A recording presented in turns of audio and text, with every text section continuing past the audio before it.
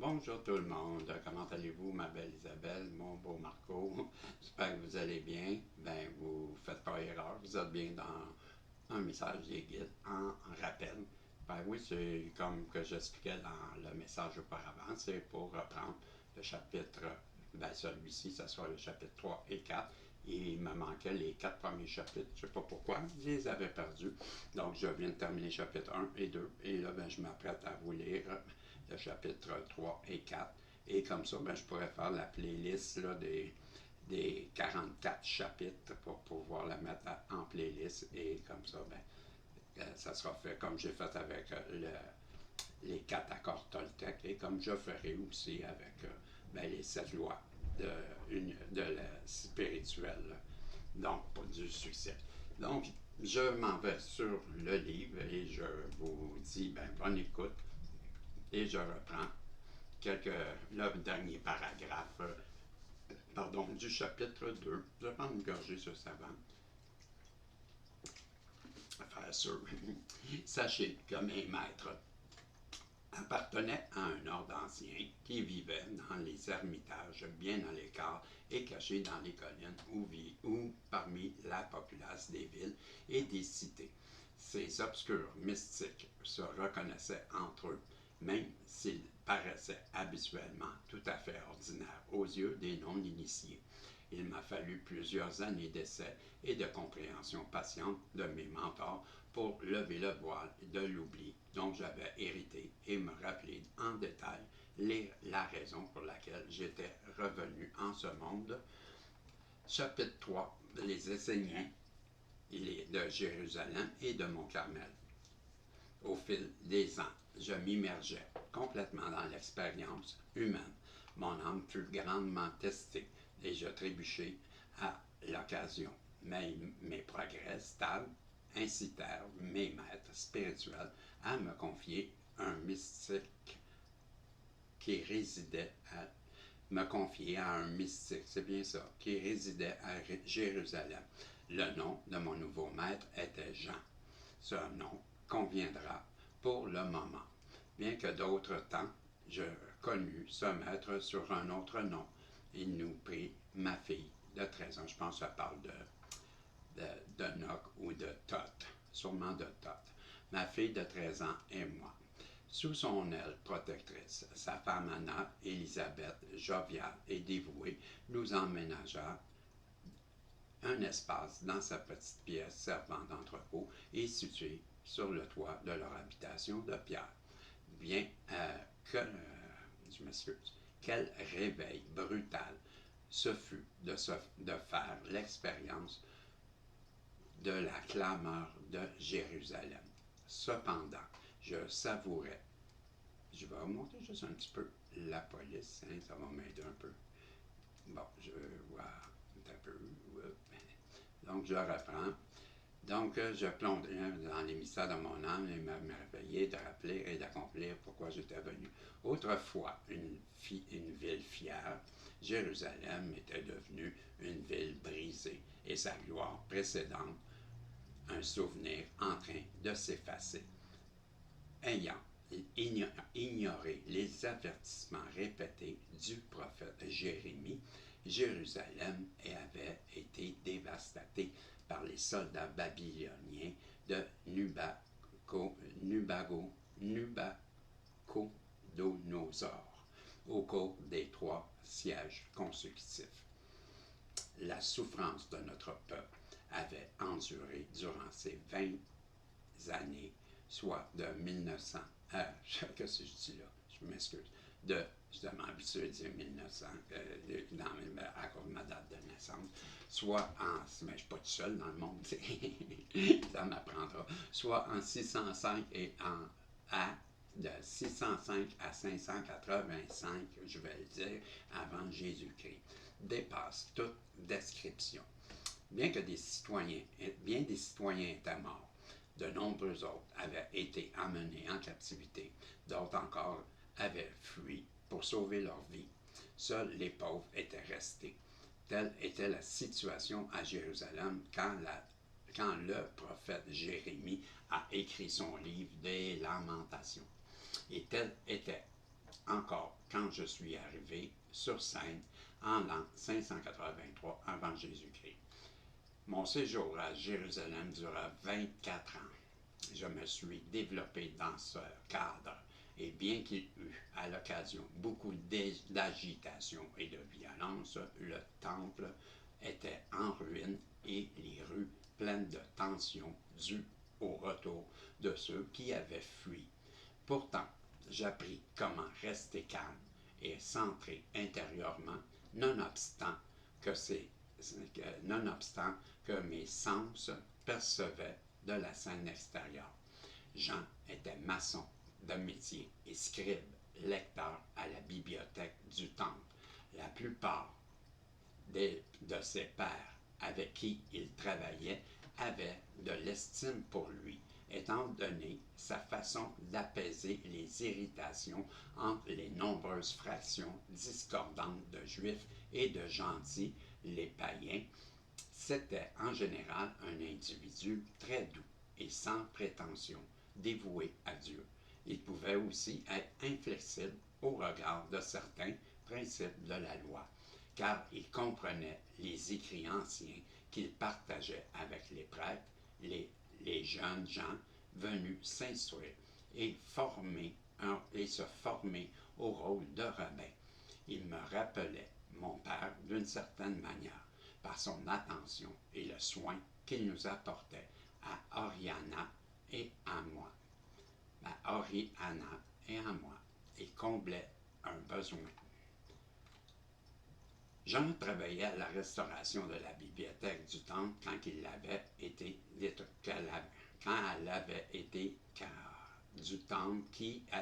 été détruite par les conquérants babyloniens, dont la présence constante était un irritant majeur pour le peuple.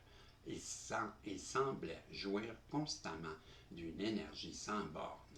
Il dormait peu et il était rarement lourd et de fatigue. Je désirais connaître son secret.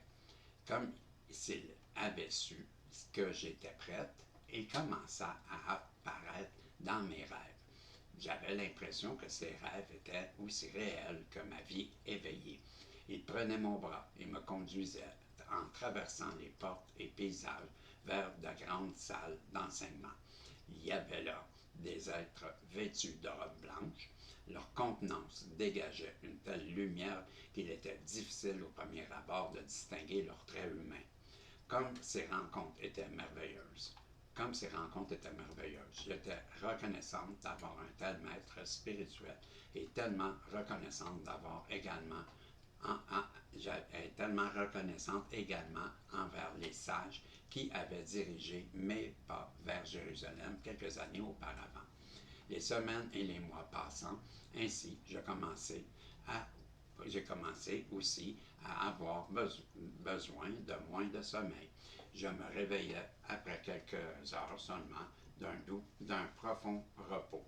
Assise, toute droite sur ma paillasse, je me sentais complètement regaillardi, le cœur battant avec vigueur les anciens rythmes de mon âme. Je méditais sur le courant de la lumière et de son qui parcourait le corps pour charger chaque cellule. Et peu après, Jean apparaissait sur le plan éthérique pour m'escorter vers des nombreuses salles des annales.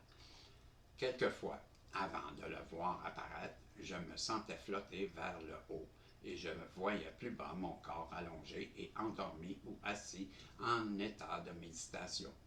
Un cordon d'argent d'apparence élastique me reliait à mon corps. J'étais libre d'aller n'importe où. Vous pourriez dire que ces expériences de sortie hors du corps étaient des voyages astraux. Dans les salles des annales, Jean ouvrait de manuscrits et m'apprenait comment déchiffrer les symboles et les langues. Ainsi s'amorça pour de bon mon apprentissage éthérique à titre de scribe. De plus, je m'acquittais aisément de mes tâches journalières, lesquelles consistaient à aider Anna Élisabeth à s'occuper de sa bouillonnante maisonnée. car ma méditation sur les ondes subtiles et hautement raffinées de la lumière et de son soutenait ma force physique. J'avais peu de temps pour socialiser. Cela me convenait très bien. Tout ce que je désirais, c'était cette haute sagesse qui me révélait. Bien qu'il n'y eût pas beaucoup de femmes dans ma vie extérieure, bien qu'il n'y eût pas beaucoup de femmes dans ma vie extérieure avec qui partager mes pensées les plus intimes, et qu'il y avait dans les retraites intérieures plusieurs femmes que j'en suis venu à aimer. Je chérissais leur compagnie, bien qu'elles fussent invisibles aux yeux des non-initiés. Je vous en présenterai quelques-unes au cours de notre promenade, car ce sont des personnages clés dans le déroulement de notre histoire. Rares étaient les femmes rencontrées sur la place du marché ou à la synagogue qui avaient accès à l'apprentissage que je recevais des grands maîtres. Mais si elles s'occupaient principalement de leur foyer, ces femmes paraissaient investir leur vie dans les bonnes grâces et le statut social qu'elles convoitaient. Franchement, je trouvais leur bavardage et leur intérêt mondain, insipide et fatigant. Même Anna Élisabeth, une âme des plus bienveillantes et douces, pourtant ne pouvait pas me rencontrer là où je me languissais d'aller. Au cours de ces premières années, je n'ai rencontré que 2 femmes dans tout Jérusalem qui soient porteuses de la même résonance vibratoire que moi et du même désir d'étudier les enseignements cachés de la sagesse.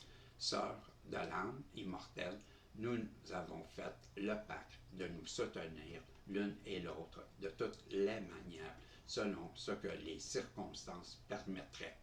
Ces 2 femmes courageuses, Ruth et Marianne, honoraient ma vie de leur présence pour des années à venir. Heureusement, le nombre de ces femmes amies augmenta à mesure que des âmes venues de l'autre côté du voile se firent chères pour jouer leur rôle sacré avec moi. À 16 ans, Oriana épousa un homme prénommé Jacques et ils conçurent immédiatement mon premier petit enfant. J'étais bien sûr absolument ravi de l'occasion qui m'était offerte de préparer ma petite fille à donner naissance. J'avais maîtrisé l'obstétrique. Ma mère me l'avait enseigné à un très jeune âge. D'abord lors de la naissance de mes frères cadets, puis quand elle m'amenait auprès des femmes dont elle s'occupait, le moment de la délivrance venue.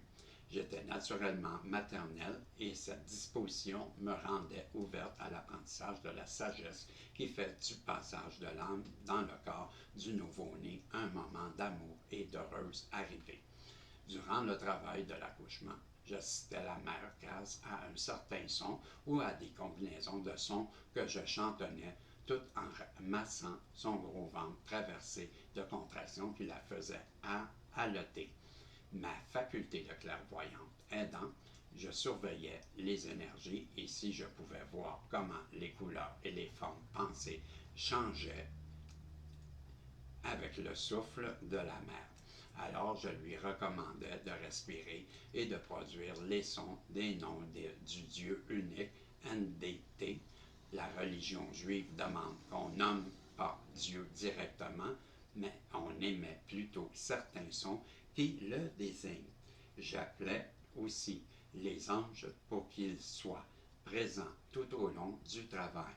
En outre, j'avais appris comment utiliser des herbes médicinales pour soulager la douleur, l'infection, l'enflure et pour stimuler la montée de lait. À Jérusalem, mes 2 amis et moi cultivions des plantes dans nos jardins à de telles fins médicinales. Nous allions aussi dans les champs et les pâturages pendant les saisons appropriées pour y cueillir nos herbes et en faire provision. C'est ainsi que j'aidais à mettre au monde le premier de mes nombreux petits-enfants. Oriana allait donner naissance à 8 autres enfants. En raison de ma présence calmante et de mes compétences en obstétrique et de ma connaissance des herbes, le pauvre comme le riche recherchait mon assistance. Cela réchauffait mon cœur d'accueillir les âmes qui allaient participer au drame qui se jouait sur la terre. C'était là mon engagement dans ma vie extérieure. Et avec l'apprentissage nocturne que m'offraient les maîtres secrets des fraternités, de sérénité, de lumière, mes jours étaient pleins jusqu'à déborder. Dès que je pus regagner ma vie, j'élus domicile dans une pièce à l'étage d'une maison près de celle d'Oriana. Et Jacques, je m'excuse, je m'essuie les yeux me pleurent. Donc je disais, et de Jacques, dans la vallée du Cédron, à proximité de la vieille ville de David. Quel délice ce fut pour moi d'être proche de mes petits-enfants alors qu'ils grandissaient.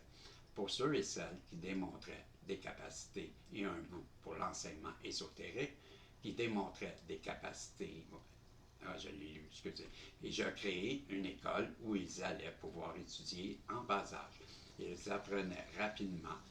Plus tard, ils me suivront dans les sables d'Égypte. Ceux et celles dont les intérêts portaient sur d'autres domaines que la vie vinrent se rassembler autour de moi pour le plaisir et pour se préparer à quelque peu aux leçons de la vie. Tous mes petits-enfants aimaient mes histoires et nos balades dans la beauté de la nature avec ses réservoirs de sagesse. Entre-temps, Jean s'était complètement établi dans son rôle à la bibliothèque du temple et à la maçonnerie qui ne requérait plus autant de son attention. Lorsque cela était possible, il me conduisait dans des pièces bien dissimulées, lui permettant ainsi qu'à un groupe de maîtres maçons qui apprenaient à un ordre secret d'accéder à des couloirs souterrains menant aux anciennes catacombes et aux archives.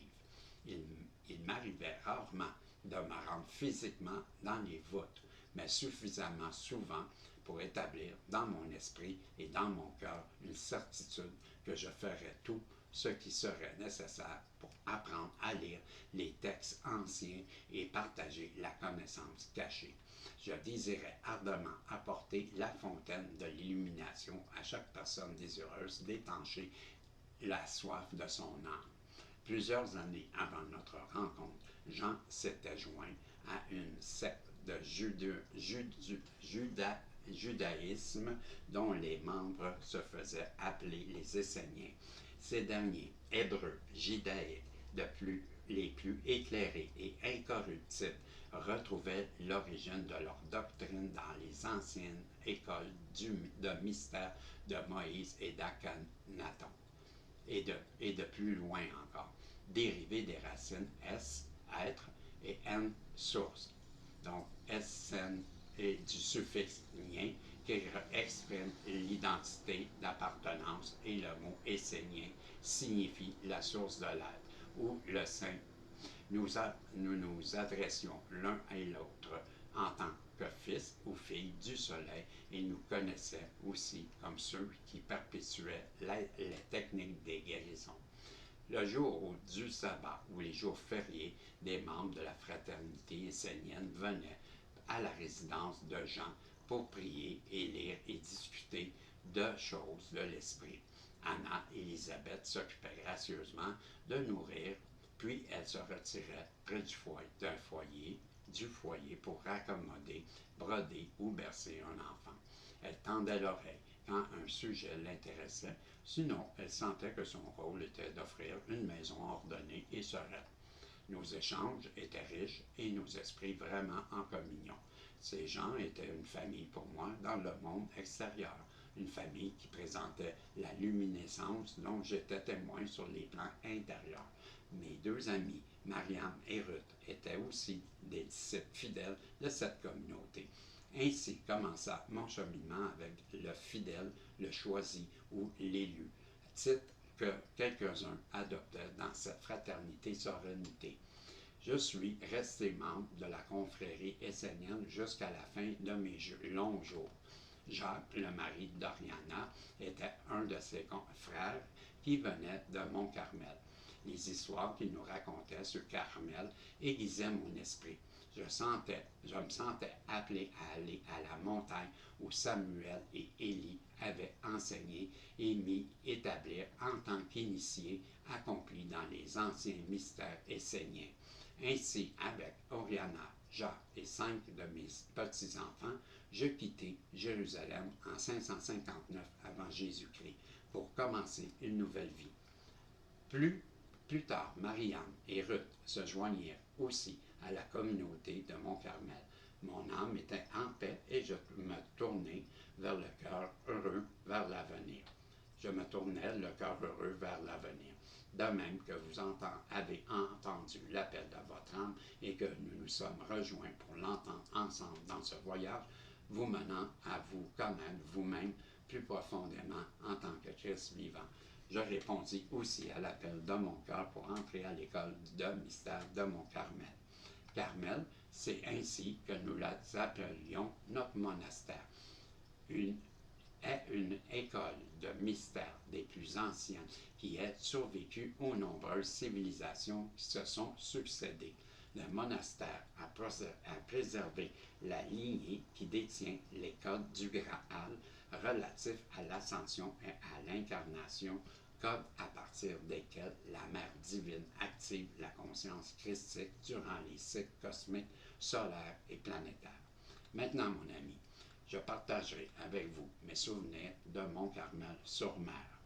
Rempli d'une joyeuse gratitude, je circulais sur les superbes flancs de Carmel pour cueillir les délicats lys des champs et une variété d'herbes avec lesquelles j'allais préparer des remèdes pour notre communauté monocale qui vivait selon l'enseignement du maître de la droiture, car nous nous efforcions avec beaucoup de discipline et de dévouement de répondre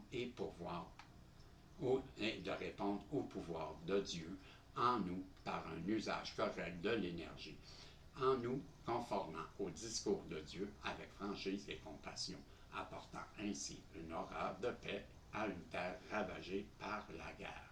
J'ai vécu 39 ans à Carmel avant de me rendre en Égypte pour passer des initiations plus poussées et entreprendre une formation spécialisée. Dans cette période, je passais mes initiations probatoires sous la tutelle de Salomon et Héloïse, un couple totalement consacré au Créateur. Tous deux m'exhortaient au calme quand mon cœur battait à tout rompre, tant j'avais peur pour mes proches toutes les fois que les troupes de soldats venaient à la montagne, et m'inculquèrent le pardon et la compassion quand les cruels souvenirs de ma jeunesse me déchiraient l'esprit. Ils ouvrirent le livre de ma vie et m'aidèrent à me souvenir de la loi de l'un, l'unique Dieu je suis.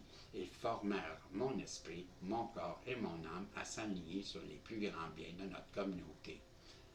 Ainsi, mon séjour et mon apprentissage dans cette chère communauté de Carmel furent imprégnés d'amour. À cette époque, assez d'adeptes vivaient en couple comparativement au nombre d'individus qui choisissaient le célibat. J'étais une des sœurs qui avait choisi de retenir la force de la vie dans les entrailles et d'utiliser les feux de leur âme pour intégrer cette force à la totalité de leur être supérieur. Mariés ou célibataires, nous sanctifions notre énergie sexuelle et considérions cette force avec vénération et crainte.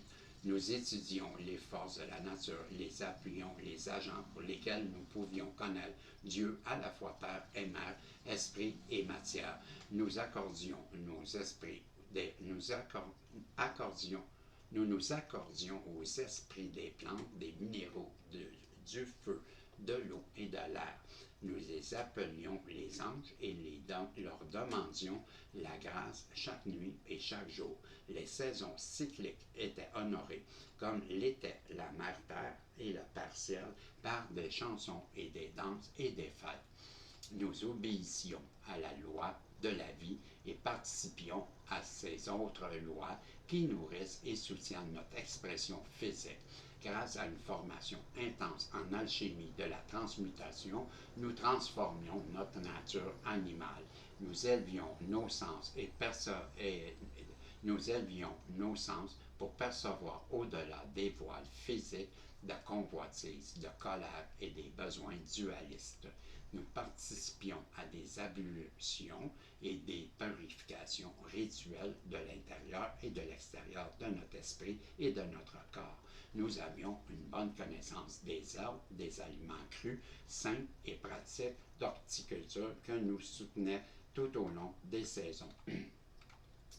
Quand n'était pas occupé à copier des registres à la bibliothèque et assister les malades à l'infirmerie ou à pratiquer mon art de sage-femme, je parcourais les flancs de la montagne pour récolter les herbes et les semences. Je plantais ces dernières dans les jardins de notre communauté.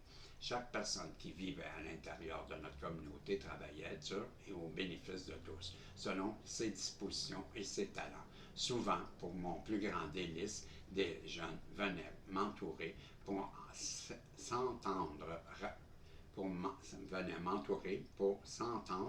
raconter l'histoire des prophètes, celle de notre folklore.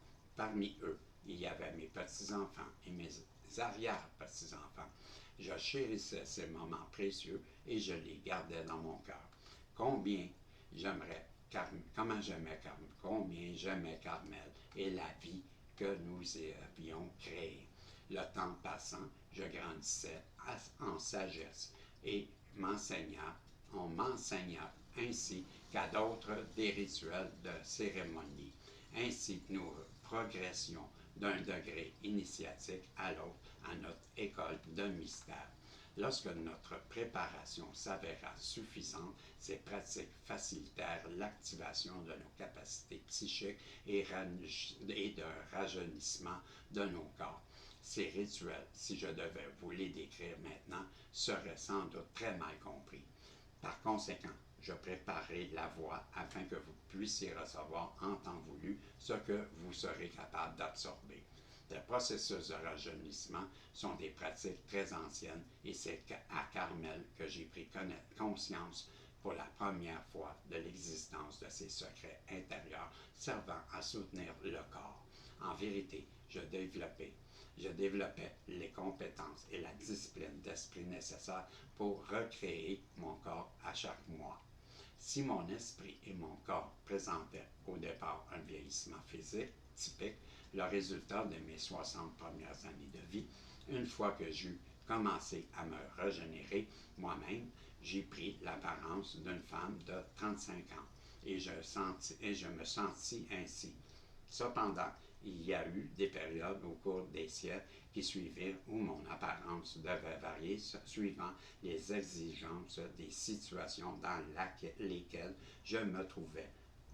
Tout comme Salomon et Héloïse m'ont communiqué l'enseignement du maître de la droiture, l'usage juste de l'énergie, je le partagerai à mon tour avec vous pour que vous puissiez accomplir le but de votre venue sur Terre. Il y a une variété de buts, et c'est sûr, c'est sûr, mais la grande œuvre de l'âme est le but que nous sommes destinés à mener à terme au bout du compte. Par conséquent, nous ouvrirons les portes qui mènent à celui qui connaît la vérité au-delà des ombres. Quand vous en viendrez à la compréhension que tous les sentiers convergent dans le cœur de l'un, ces écrits auront atteint leur but. Examinez maintenant les sentiments qui habitent votre cœur. La grande œuvre de l'âme est-il la raison pour laquelle vous êtes venu? Si oui, alors notre histoire se poursuivra selon un décret divin afin que vous puissiez recevoir les énergies de la transmutation et de l'ascension. Vous serez dirigé de l'intérieur, car ce que je veux que vous receviez d'après votre capacité à reconnaître Dieu, Mère, Père, comme votre source d'apprivoisonnement indéfini, d'apprivisionnement indéfini. Il vous appartient de créer votre voyage. Tous vos choix sont divins. Tous. Je suis là pour vous réconforter pendant que vous vous mettez au monde, alors même que je porte toute vie. Je représente la mère des mères, de certaines manières, vous êtes toujours mon enfant, mais cette période du recouvrement de votre pouvoir, je vous appelle mon bien-aimé. Alors, nous allons nous fondre l'un dans l'autre à la fin des temps. Êtes-vous prêt à vous rappeler de votre véritable identité et à mettre un point final au drame qui vous a tenu séparés de votre moi véritable? Si c'est le cas, poursuivez votre lecture. Préparez-vous à échanger votre vieille identité contre une autre, vraiment plus vaste. J'accueille la contenance de ceux qui ont longtemps marché sur la voie de l'un et je leur offre la mienne à titre de miroir. À tous ceux qui préservent tout au long de mon discours et de mes nombreuses phrases énigmatiques, j'offre le cadeau d'une splendeur radieuse accrue. Nous avons maintenant complété la boucle dont le point de départ était l'histoire d'Anna de Mont-Carmel, mais nous en explorerons d'autres tout au long du parcours de ma vie, jusqu'à ce que tout soit assemblé et porté à son avènement. L'histoire qui suit dans les prochains chapitres est celle de mon séjour en Égypte, où je suis devenue la grande prêtresse d'Isis et d'Hathor, ce qui me prépara à mon travail dans l'ordre des Esséniens et de l'ordre de Marie-Madeleine à Mont-Carmel. Donc voici ça, on a une carte de l'Égypte et peut-être, comme j'avais dit, je vais peut-être les mettre les cartes pour vous situer en pause après tout de suite que j'ai lu le chapitre 4 des initiations d'Anna. Mais j'étais rendu au chapitre 4 quand j'ai perdu, là, où ce que ça recommençait, mais c'était à la moitié du chapitre 4, justement. Donc, je vais peut-être arrêter au milieu, on verra, là, ou peut-être continuer jusqu'à la fin. Bref, je commence le chapitre 4, les initiations d'Anna en Égypte. Donc, reprenons maintenant le fil de l'histoire de ma vie à partir du moment où je quittais Mont-Carmel pour l'Égypte. Je m'empresse de vous rappeler que je m'étais déjà engagé dans un processus de rajeunissement de mon corps et je me dégageant de la conscience collective qui croyait au vieillissement et à la mort. J'avais participé à la plupart des initiations à la maîtrise de soi que l'école de mystère de Mont-Carmel pouvait m'offrir. Mon incessant désir était d'élargir ma conscience, d'accroître mes capacités intérieures et de connaître l'union en Dieu tout en occupant un corps humain. Certains étaient allés en Égypte et à leur retour à Carmel, ils partagèrent leur sagesse accrue, ce qui me motiva à partir et à confier ma destinée aux dieux et aux déesses qui avaient préparé Moïse. Je partis donc avec plusieurs de mes frères esséniens, ma fille Oriana et quelques-uns de mes descendants. Nous voyageâmes à pied, à charrette et à dos de chameau.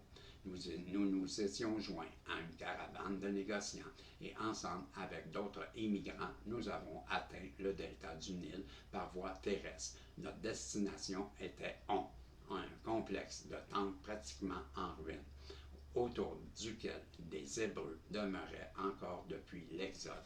Ils habitaient des maisons groupées, serrées en hameaux. Ces maisons étaient bâties en briques constituées d'un mélange de boue et de grès.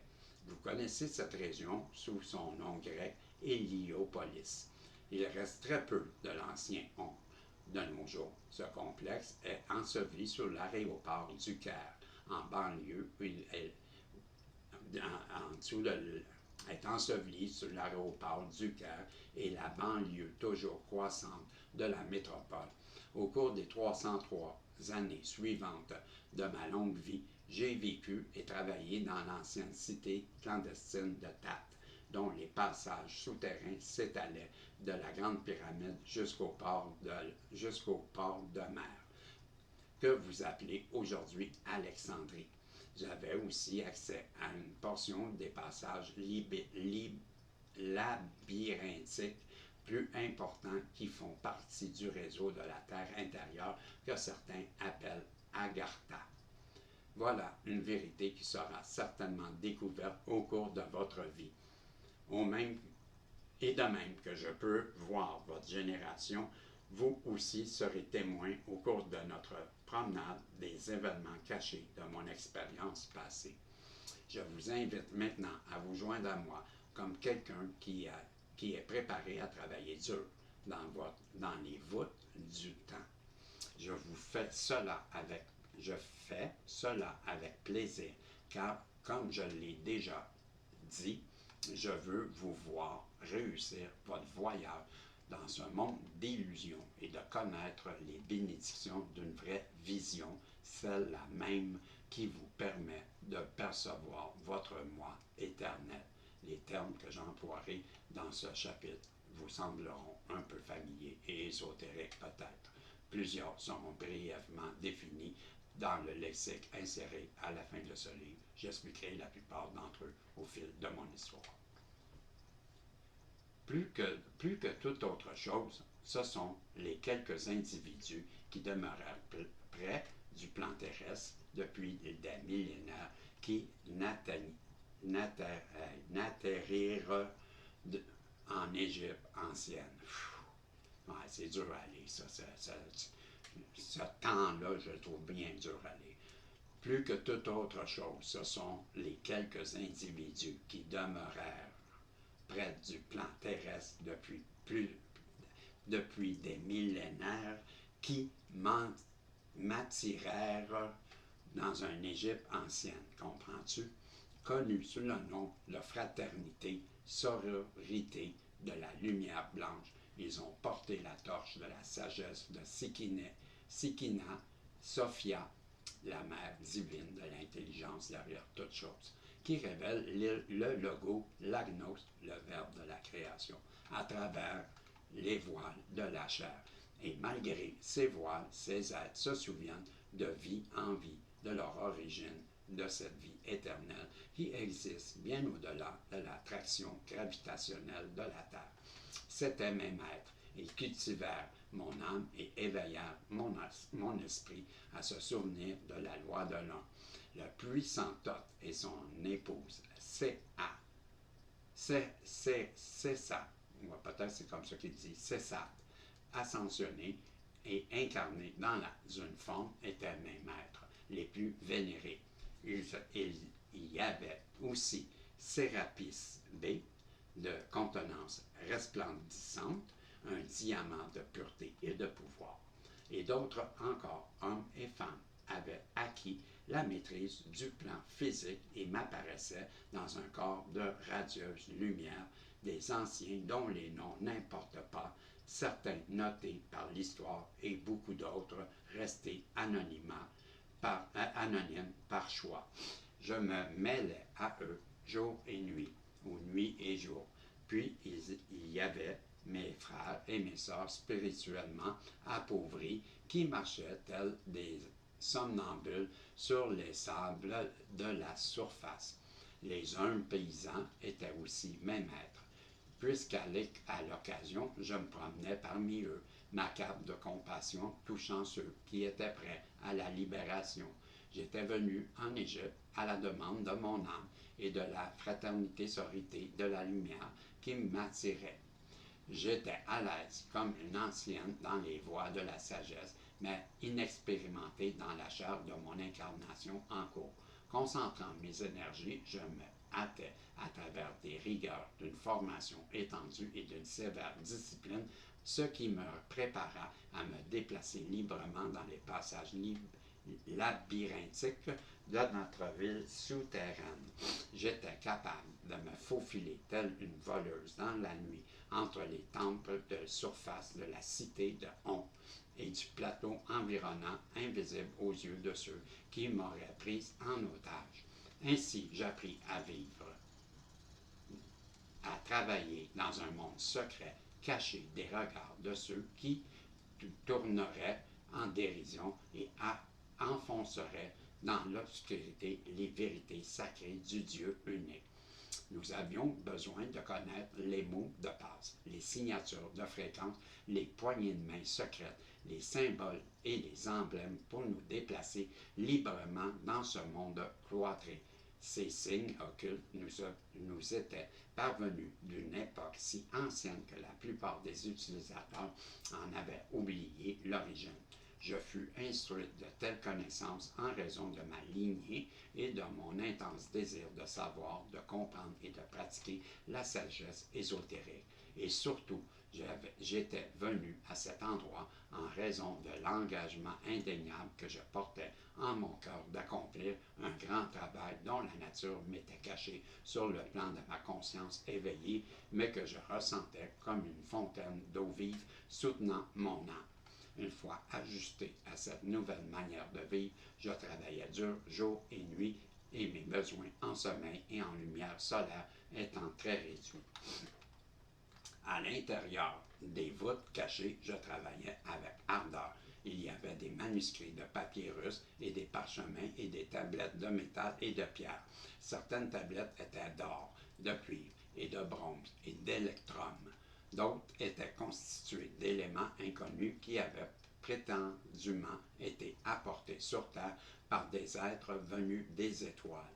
Certains de ces trésors de sagesse dont je désirais comprendre le mystère qui m'intriguait le plus et remuait mon âme.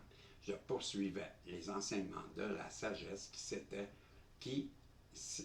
de la sagesse comme si c'était des oiseaux fugitifs, des papillons et des arcs-en-ciel. Ces travaux très anciens, gravés parmi mes mains, des mains inconnues, pourtant connues, possédaient une attraction magnétique et cela m'avait irrésistiblement attiré vers l'Égypte et ses bibliothèques cachées sous des couches de roc. Mon attention portait principalement sur les annales des peuples les plus anciens de la terre et des étoiles, annales que je traduisais en langue égyptienne, grecque, hébraïque et araméenne. Les autres scribes avaient la tâche de copier d'autres langues telles le sanskrit et le sumérien sur des papyrus et des parchemins, des plaques d'argile ainsi que des tablettes et des rouleaux de métal mince. Nos annales étaient conservées dans les voûtes réservées aux archives. Je gravais le plus gros de mon travail sur des plaques d'argile humides à l'aide de roseaux taillés à cet effet. Puis ces plaques étaient présentées au conseil des érudits, lesquels devaient vérifier l'exactitude de ma traduction et obtenir un consensus quant à sa qualité. Quand tous étaient d'accord, alors je transférais les lettres et les hiéroglyphes sur des documents en papier, plus fragiles mais plus transportables. Nombre de travailleurs s'occupaient de la fabrication des papyrus à partir du lotus, Cyperus papyrus, qui poussait le long du Nil. Après avoir humidifié et tissé les fibres de très longues feuilles pour les voir presser et ensuite sécher, un nombre de notre fraternité sororité les empilait soigneusement dans un coin de ma cellule, dans le dortoir des scribes, là sous les sables du désert, je pris des registres cachés des profanes et j'en fis des copies qu'on allait pouvoir rapporter à Mont-Carmel, l'école de mystère des Esséniens. Il y avait assez de lumière pour éclairer mon travail. Celle-ci provenait des lampes à huile et de pierres brillantes ayant été ointes par ces puissants prêtres et prêtresses atlantes qui savaient comment capter la lumière de Ra, Dieu du soleil, ceux-là même qui détenaient encore les secrets de la lumière, du son et de la couleur étaient mes maîtres. Ils se concentraient, puis utilisant certaines fréquences de son, ils dirigeaient leur œil intérieur vers le but recherché. Ils tenaient dans leurs mains électrisés des bâtons amplifiants qui devenaient des prolongements de leur esprit, de leur corps, pour sculpter des pierres monumentales et soulever jusqu'à l'emplacement qui leur convenait. C'est ainsi que les anciens monuments tels que le Sphinx et la Grande Pyramide furent érigés. C'est ce que vos archéologues attribuent plutôt à une main-d'œuvre composée d'esclaves. Cependant, une fois ces nombreux pouvoirs télékinétiques perdus, il est vrai que beaucoup d'esclaves servirent à construire les palais des pharaons, les tombes et les temples. Bon, ben là, on vient de juste faire une petite parenthèse, on vient de nous expliquer qu'en pratiquant la science des sons émis, ben, il réussissait à déplacer les pièces monumentales avec ben, la voile, qu'ils enlevaient la gravitation. C'est ce qu'il faut comprendre. Il réussit, avec des sons, à enlever la gravitation et diriger des objets jusqu'à l'emplacement désiré. C'est ce qu'il nous explique. Il y avait suffisamment d'air dans ma chambre souterraine.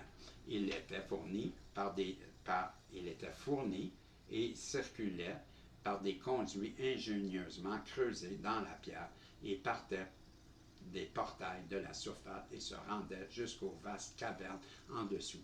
Au cours de nos initiations, nous apprenions comment respirer de manière à accéder à la force divine qui baigne dans toute la création. Ainsi, nous ne dépendions pas uniquement de l'oxygène pour maintenir notre air. Notre soif était étanchée par l'eau des ruisseaux souterrains et des aqueducs qui remplissaient nos citernes. Je m'excuse si vous entendez du bruit, là, il a neigé hier et il y a beaucoup de neige et on déneige à l'extérieur. La nourriture était simple et fournie par ceux qui labouraient les terres alluviales en bord du Nil. Certains membres de la fraternité Sérénité prenaient soin des potagers et des troupeaux. Ils étaient ravis de servir ceux d'entre nous qui se claustraient loin du soleil brûlant et des brises fraîches qui éparpillaient des rayons de lumière en diamants miroitant les eaux bleues du Nil. Voilà comment nos besoins de base étaient satisfaits. Tous les 2 nuits, je me levais et je me rendais au temple extérieur en passant par les portes que j'ouvrais par le pouvoir de ma voix. Je sortais à la surface et j'allais rencontrer des compagnons à exécuter des rituels connus sous le nom de haute alchimie d'Horus, sous la magie d'Isis, et ce, jusqu'à l'aube. Le but de notre rassemblement étant de garder nos corps forts et de célébrer les cycles saisonniers de la Terre, de la Lune, des étoiles et du Soleil. Des méditations sur le Soleil et la Lune nous permettaient d'équilibrer nos pôles internes et d'illuminer nos esprits et nos corps. Nous exécutions des pratiques mystiques qui nous amenaient au paradis terrestre archétypal. Le secret de l'arbre de vie nous fut révélé. Nous avons appris comment élever l'échelle de lumière et y grimper afin de moissonner le fruit d'or éternel. C'est de cette manière et grâce à notre illumination intérieure que nous étions capables de vivre sous la surface de la Terre dans un confort relatif et en toute sécurité. Notre vie physique, nous le choisissions, pouvait se prolonger durant des siècles pour nous permettre d'accomplir beaucoup en matière de service au cours d'une même incarnation. Finalement, je joignis la très ancienne fraternité de Tat, dont les membres se rassemblaient dans les nuits de pleine et nouvelle lune. Nous nous réunissions aussi pendant les cycles solaires et les jours de portail galactique. Les membres venaient de toutes les parties du monde. Certains étaient immortels, ayant vécu sur la Terre pendant des milliers d'années. D'autres étaient comme moi, fraîchement revenus, grandissant dans le souvenir de leur voix illustrée par la résurrection d'Osiris, l'immaculée conception d'Isis et le voyage archétypal d'Horus qui avait mené ce dernier à l'illumination complète. Nous partagions notre sagesse avec ceux de chair terrestre qui désiraient s'éveiller et qui démontraient par leur progrès leur capacité à endurer leur rigueur d'une discipline soutenue. Nous nous regroupions en cercle, mélangeant nos formes aux menhirs qui portaient les inscriptions et les fréquences de ces mondes et de ces étoiles au-delà de la présente saison de la Terre. Nous apportions nos registres et des données que nous avions assemblées en voyageant un peu partout sur la Terre. Nous discutions de nos réunions de la nature, de l'évolution de l'humanité, de ses conditions et de ses inquiétudes et de ses solutions. Dans une partie de votre littérature mystique, on mentionne le résident, celui qui vit dans les profondeurs, dans les salles d'Amenti. Il était notre porte-parole principal, n'étant ni l'homme, ni femme, n'étant ni homme, ni femme. C'était en effet un champ d'énergie androgène qui facilitait la communication interdimensionnelle. Il y avait là des chambres d'initiation où nous allions de temps à autre rencontrer le résident et nous rappeler que nous étions dans l'espace et le temps. Puis, nous repartions remplir nos nombreuses tâches assignées pour nos devoirs. Certains retournaient sur leur vaisseau de lumière pour observer et influencer les affaires de la Terre comme la loi universelle l'avait décrété. D'autres repartaient marcher parmi les populations terrestres comme des hommes et des femmes ordinaires. D'autres encore restaient dissimulés sous terre.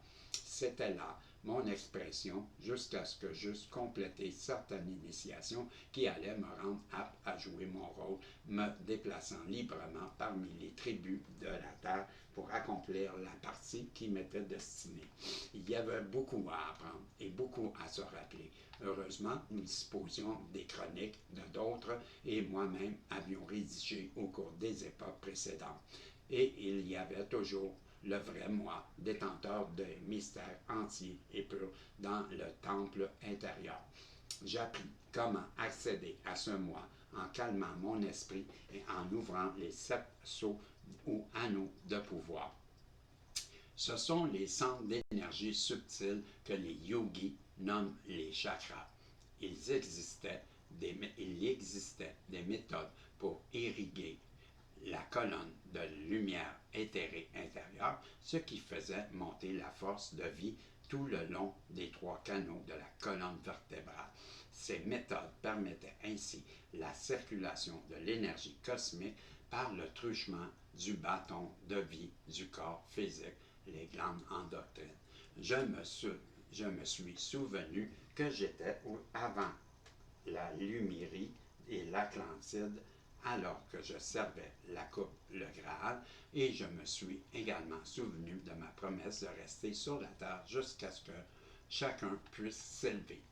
Ma maîtrise des lois physiques ayant progressé, je commençais à passer des initiations plus poussées à l'intérieur de nombreux temples qui avaient été créés par les anciens sur les berges du Nil inférieur et du Nil supérieur, sortis d'oasis adossés aux montagnes.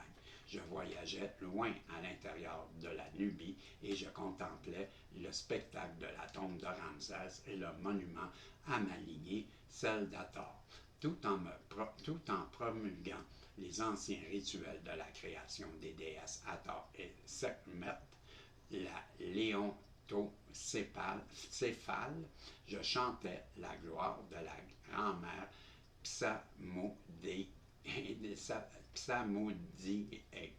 des mantras et danser au rythme des tambourins, de tambours et de sistres. Les rites de la mère divine avaient été corrompus et sa voix supprimée par les politiques des prêtres et des pharaons qui s'accrochaient à leur convoitise non transmutée et à leur avidité et à leur dogme patriarcal aveugle. Néanmoins, certains d'entre nous gardaient les pratiques pures et sans tache, bien qu'on suggérait fortement de nous souvenir et transmettre fidèlement les énergies. Ayant accès à cette réalité qui dépasse le sens humain, nous pouvions voir ceux qui étaient invisibles au regard et des non-entraînés. Pourtant, il faut bien le reconnaître. Dans notre ferveur à préserver le pouvoir de la haute alchimie intérieure durant les périodes de sombre de l'histoire, nous avons créé par inadvertance des processus initiatiques qui prirent la forme de rituels secrets, de codes mystérieux et de hiérarchies hélistiques faisant de l'expérience directe une route plus tortueuse.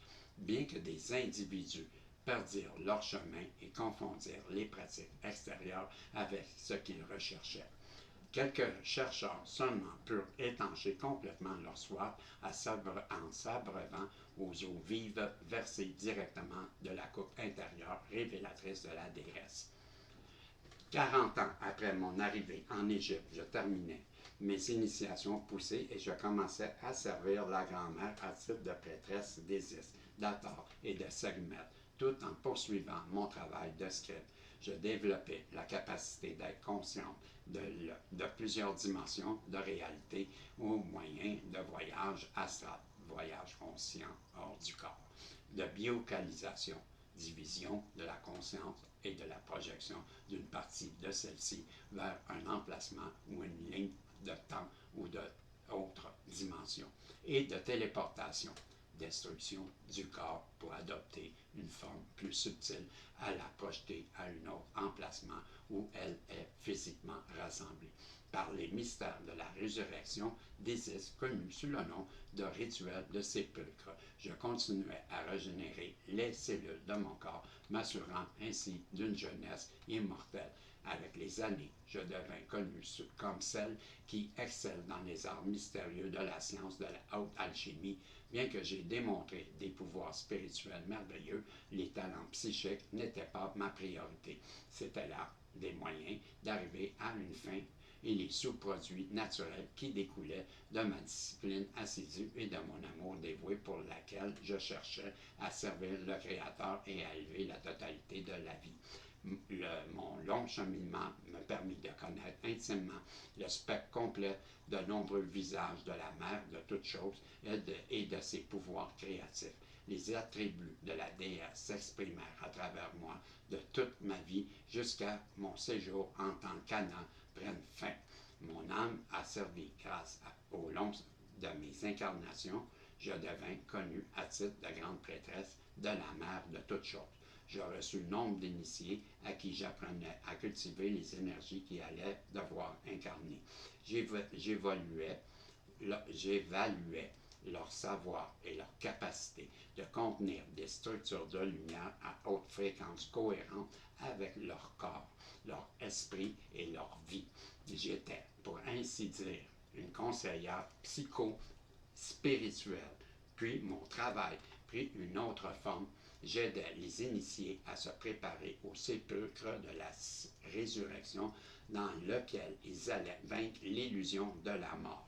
Ainsi, je travaillais fort dans les écoles du mystère du temple, aidant chaque personne, homme ou femme, qui choisissait de transmuter le substrat de son âme mortelle en or de l'illumination immortelle. Le partage de mes expériences égyptiennes avec vous est une façon pour moi de vous assister dans votre propre évolution et votre quête de pouvoir personnel, votre vie sur la planète Terre et votre temps initiatique. La conscience christique s'étend jusqu'à chaque jour exponentiellement. Mon cher ami, avez-vous remarqué que le temps s'accélère ou que les extrêmes de chaque pôle sont devenus plus évidents? Peut-être faites-vous des expériences métaphysiques au-delà du physique extraordinaire ou connaissez-vous des gens qui le font? Avez-vous vu dans des médias comment la science valide aujourd'hui des domaines de la conscience qui n'étaient pas considérés comme possibles ni même pertinents il y a quelques années seulement? Quand une personne se met à faire l'expérience de phénomènes extrasensoriels comme je l'ai fait, le mystère se dissout et la personne réalise que la supraconscience est le droit de naissance de toute l'humanité.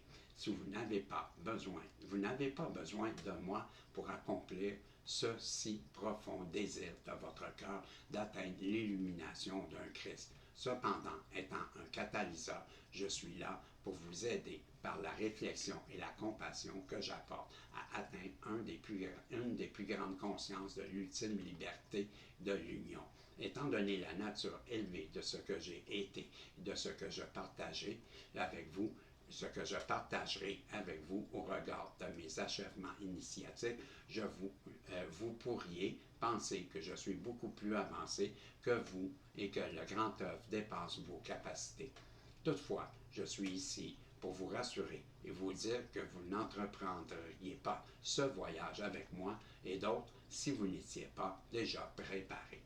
L'essence de ce que nous accomplirons ensemble est plus une rémémoration qu'un apprentissage de quelque chose de nouveau. Ce que je vous demande, c'est de permettre à votre conscience de l'éveil planétaire actuellement en cours de s'élargir jour après jour. À chacun de vos pas, le royaume visible et invisible appuieront réconfortante et encourageante réalisation que vous n'êtes pas seul. Pour vous aider dans cette direction, je vous encourage à penser à moi comme un être très semblable à vous. En fait, s'il vous arrivait de me rencontrer dans la vraie vie, je vous paraîtrais si ordinaire que vous pourriez rater la chance de marcher avec moi si vous recherchiez une personne que vous pensiez spirituelle. Mon travail consiste à vous conduire au sommet de la montagne et je vous montrer les vastes horizons de votre potentiel. Cependant, notre voyage, il est vrai, non. Cependant, notre vrai voyage commence quand nous redescendons de la montagne spirituelle et que nous entrons dans la vallée de l'ordinaire et de l'application personnelle. Vous qui lisez ces lignes, comprenez, je vous prie que ceux que je comprenez, je vous en prie, que ceux d'entre nous qui démontrent la conscience christique soutiennent votre choix de grandir en sagesse afin que vous puissiez à votre tour servir de modèle aux autres par votre présence et vos actions. Chapitre 5, Alexandrie. Ben voilà, merci à vous. J'ai repris les chapitres 1, 2, 3 et 4 et c'était l'objectif que je voulais faire aujourd'hui avec sa 7e et 8e vidéo de la journée. Ben merci à vous et ben je vous dis salut et on se revoit, ben si Dieu le veut, dans une voyance sous peu. Bye bye.